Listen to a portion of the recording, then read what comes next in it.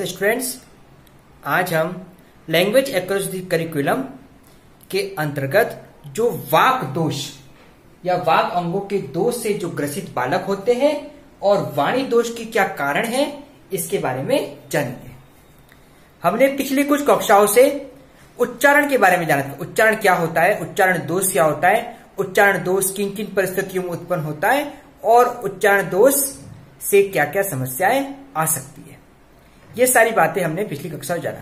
आज की कक्षा में भी हम इसको आगे बढ़ाकर जानेंगे कि जो वे बालक जो वाक अंग या वाक अंगों से जो ग्रसित बालक होते हैं उनके अंदर उच्चारण संबंधी कौन कौन सी कमियां आती है और उन कमियों का उनके जीवन पर क्या प्रभाव पड़ता है और उन कमियों से वे उस शब्दों का उच्चारण किस तरह से नहीं कर पाते हैं और कौन कौन सी वे परिस्थितियां हैं जिन परिस्थितियों के माध्यम से उच्चारण संबंधी कमियां आती है।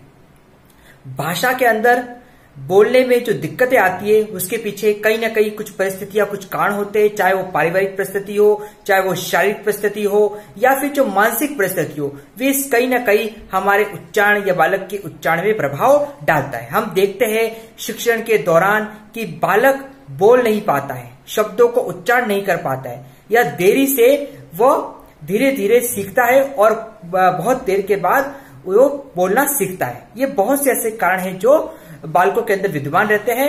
हम शिक्षक होने के नाते हमको शुरू से ही इस पे ध्यान दिया जाना चाहिए और जो कमियां हैं इन कमियों को दूर करने का प्रयास करना चाहिए। आइए हम इसके बारे में जानते हैं कि जो वाक अंग है उन वाक अंग के दोष से ग्रसित बालक कौन कौन से। उच्चारण संबंधी दोष, वे बालक जो उच्चारण में दोष उत्पन्न करते हैं, ऐसे बालकों के अंदर कमियां पाई जाती है। वे सही से उच्चारण नहीं कर पाते हैं, त को ट बोल लेते हैं और कौन सा स यूज करना वो उनको नहीं पता है। इस तरह से जो उनकी जो उच्चारण की जो क्षमता होती है वो उसको सही से प्रकट नहीं कर पाते और उनके बोलने में कई दिक्कतें आती है। हम देखते हैं कि बचपन से ही ये कमियां होती है। अगर इन पर ध्यान नहीं दिया जाता है तो बड़े होने के बाद भी जब 20-25 साल के हो जाते तब भी ये कमियां सामने आती है और लिखने में बोलने में इस तरह की कमियां, इस तरह के दोष सामने आते हैं। दूसरा है देर से बोलने के दोष। कुछ बालक ऐसे होते हैं जिनको मौका नहीं मिलता या ऐसी परिस्थितियां होती है जिसके कारण वो देर से बोलते हैं, 10-15 माह के बाद बोलना शुरू करते हैं और देर से बोलने के बाद जो शब्दों को किस तरह से समझना है, किस तरह से बोलना है, ये कमियां पाई जाती है और इन्हीं कमियों के माध्यम से हम कह सकते हैं कि उच्चारण का दोष भी उत्पन्न होता है। ऐसे बालक झिझकते हैं, दूसरों के सामने बोल नहीं पाते और यही कमियां उनके आने वाले समय में भी सामने आती है। तीसरा है हकलाना। यह प्रवृत्ति भी कई बालकों में उत्पन्न होती है कि वो शुरू से ही हकलाते हैं, शब्दों को सही से नहीं बोल पाते। हकलाने के साथ साथ हो सकता है कि मान लीजिए वो किसी तनाव में और तनावग्रस्त होने के बाद भी वो हकलाते हैं या दूसरों के सामने जब बोलने का मौका दे तब हकलाते हैं। तो ये हकलाना जो प्रवृत्ति है वह भी कहीं ना कहीं उच्चारण दोष को उत्पन्न करती है। अगला ओष्ठ विकृति। जन्म के बाद धीरे धीरे अगर ओष्ठ यानी कि जो शरीर का जो मुख है उसमें अगर विकृति आती है, वो टेढ़ा बेढ़ा हो जाता है तो बोलने में काफी दिक्कतें आती है। इस विकृति में कई बार ऐसा होता है बालक शुरू से ही प्रारंभिक अवस्था से मान लो किसी गलत प्रवृत्ति में पड़ जाता है, कोई अनावश्यक जो नशा करना शुरू जाता है तो भी ओष्ठ विकृति धीरे धीरे उत्पन्न होती है और उनके आने वाले समय में उनके साथ समस्या उत्पन्न कर सकती है। तो ये ओष्ठ विकृति भी उच्चारण दोष का एक कारण है। आवाज की समस्या। आवाज दोनों तरह की, मतलब एक तो वह आवाज जो बच्चा ऊंचे स्वर में बोलता है और एक वह आवाज जो बच्चा नीचे स्वर में बोलता है। तो जो ऊंचे स्वर में बोलने वाले आवाज होता है तो उनके भी जो बोलने में काफी दिक्कतें आती है, वो सही से शब्दों को नहीं बोल पाते और जो निम्न या धीमे शब्द बोलने वाले बालक होते हैं वो भी सही से शब्दों को इतने धीमे बोलते हैं कि सामने वाले को सुनाई नहीं देते। तो ये आवाज की समस्या है वो भी उच्चारण दोष में आ जाती है। अगला है श्रवण विकृति। कई बालकों के अंदर ये विकृति विद्यमान होती है, श्रवण यानी कि सुनने की विकृति। वो सही से सुन नहीं पाती या ऊंचा सुनते हैं। जब सुनने की प्रवृत्ति में प्रॉब्लम आती है, दिक्कतें आती है तो फिर जब सुनाई सही से देगा तो वो बोल भी सही से नहीं पाता है। हम देखते हैं कई बार कि जो सामने वाला सही नहीं सुनता है तो उसको सही से नहीं समझ पाता है तो बोलने में भी वो उसी तरह से गलतियां करता है। तो ये श्रवण विकृति भी है वो भी उच्चारण दोष में आती है। तो यह है हमारे वाक अंग से जो दोष ग्रसित बालक है वो ये गलतियां कर सकते हैं, चाहे उच्चारण संबंधी हो, देर से बोलने वाले बालक हो, हकलाना हो, ओष्ठ विकृति हो, आवाज की समस्या या श्रवण विकृति संबंधी समस्याएं। अब हम आगे जानते हैं वाणी दोष के कारण। जो वाणी दोष है हमारे जो बोलने की उसके क्या क्या ऐसे रीजन है जिसके माध्यम से हमारे अंदर वाणी दोष या बालक के अंतर्गत वाणी दोष उत्पन्न होती है। सबसे पहला श्रवण दोष के कारण। वही वाली बात है, अगर सुनाई सही से नहीं देगा, अगर श्रवण दोष सही नहीं है, कानों में ऊंचा स्वर सुनती है नीचा सुनते हैं तो प्रॉब्लम क्रिएट होती है। अगला है जन्म के समय विकार युक्त ओष्ठ हो जाना। वही वाली बात है कि कई बार बालकों के अंदर जो जन्म से अगर विकार युक्त ओष्ठ या होठ टेढ़े मेढ़े या मुंह टेढ़ा मेढ़ा हो जाता है तो कई बार बोलने में दिक्कतें आती है। शब्दों को सही से उच्चारित नहीं कर पाते हैं, शब्दों को सही से नहीं बोल पाते, किस तरह से सामने वाले को बोलना है वो सही से वहां पर उच्चारण नहीं हो पाता। अगला है बालकों के मानसिक रूप से तनावग्रस्त।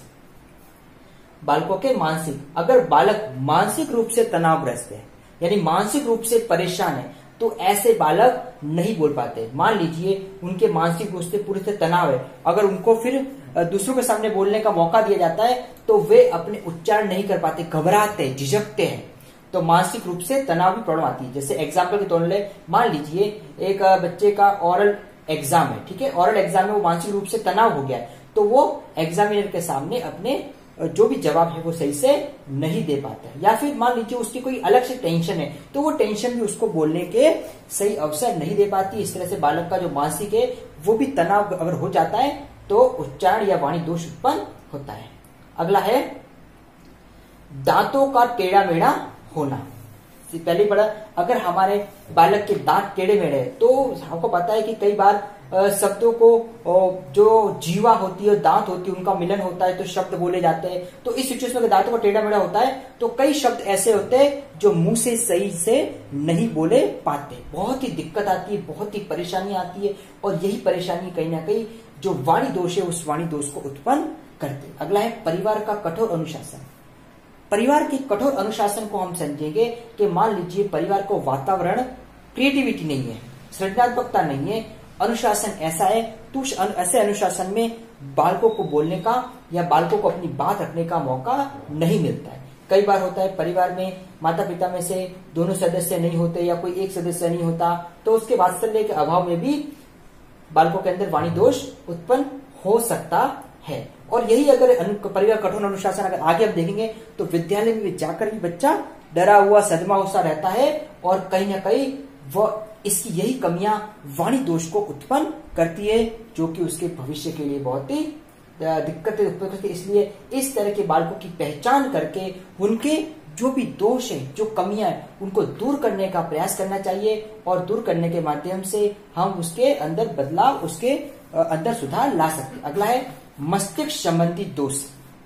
मस्तिष्क, कई बार ऐसा मस्तिष्क यानी कि मेंटली जो प्रॉब्लम्स होती है, चाहे वो बचपन से हो या किसी घटना के माध्यम से उत्पन्न हो, ऐसे जो दोष संबंध होते हैं तो ऐसे में हम देखते हैं कि जो सही से वार्तालाप या सही से बोला नहीं जाता, वो क्या बोलते कैसे बोल रहे वो दूसरों की समझ से परे होते हैं। तो जो मस्तिष्क जो मेंटली प्रॉब्लम्स होती है वह भी वाणी दोष में आती है। ऐसे व्यक्ति या ऐसे बालक हम पाएंगे कि सामान्य रूप से अपने व्यवहार को प्रकट नहीं करते, असामान्य व्यवहार करते हैं और वही असामान्य व्यवहार जो दूसरों की समझ में नहीं आता है और कहीं ना कहीं हम कह सकते हैं कि वाणी दोष के उत्पन्न करता है। तो यह है जो वाणी दोष के कारण, जिसके कारण से वाणी दोष उत्पन्न होता है।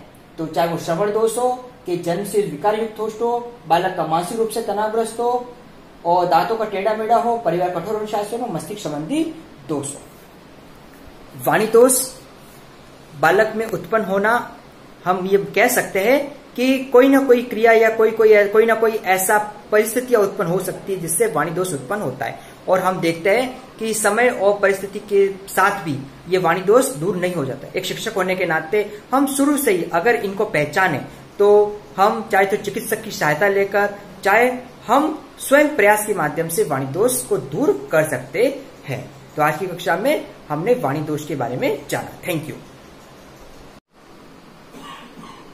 आपका गृह कार्य है वाक अंगों के दोष से ग्रसित बच्चे के बोलने के प्रकार बताइए। आज की कक्षा में हमने जाना कि वाक अंगों के दोष से जो ग्रसित बच्चे होते हैं उनमें कौन कौन से वो प्रकार थे जिससे वाक दोष उत्पन्न होता है।